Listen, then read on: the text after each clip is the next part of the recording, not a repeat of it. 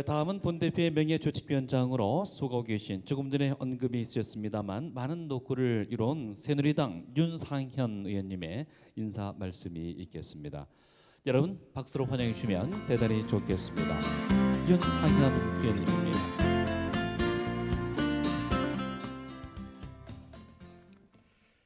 안녕하십니까.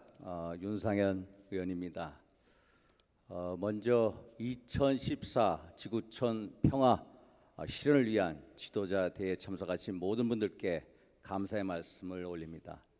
특히 오늘 이 대회를 실무적으로 준비해 주신 범사연의 이갑산 대표님, 또 통일을 실천하는 사람들, 그리고 글로벌 평화재단의 관계자 여러분들께도 감사의 말씀을 올립니다.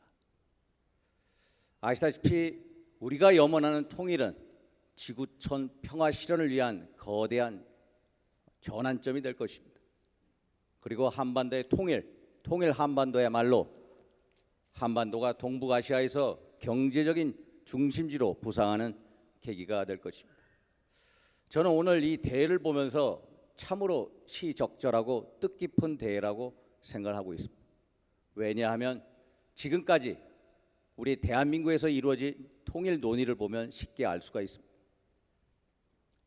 김대중 노무현 정부에 있어서의 통일 논의는 한반도 분단의 평화적 관리에 치중했습니다. 어떻게 하면 남북교류를 활성화시켜서 남북관계를 개선할지 몰랐지 진정 통일 논의가 없다고 해도 과언이 아닙니다. 이명박 정부 때는 어떻습니까?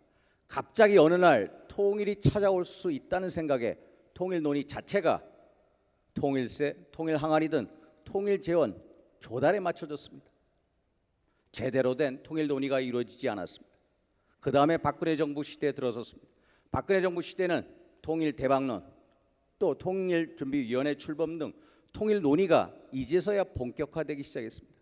앞으로 우리 시대의 통일 논의는 제가 보기에는 첫째, 우리가 노무현 정부 시대에 노태우 정부 시대 때 만들었던 한민족 공동체 통일 방안을 어떻게 현실적으로 수정 보완해 나갈 것인지, 그리고 통일 문제와 핵 문제와 남북관계 개선 문제를 어떻게 유기적으로 연계해서 논의해 나갈 것인지, 그리고 선진 한반도 통일 한반도의 경제적, 사회적, 국제적 비전은 무엇인지, 그리고 통일 한반도의 사회적 갈등을 해소하고 진정한 통합을 어떻게 이룩할 것인지 등의 논의에 주안점을 둬야 한다고 생각합니다.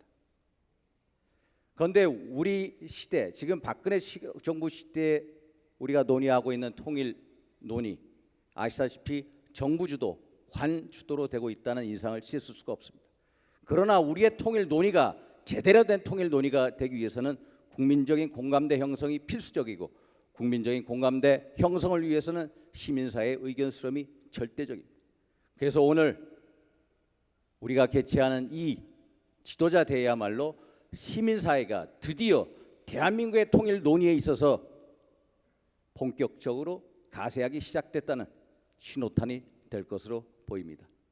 아무쪼록 오늘 이 지도자 대회를 통해서 한반도 평화 통일을 한 발짝 더 다가서는 하나의 큰 발자국으로 남기를 기원드립니다. 감사합니다.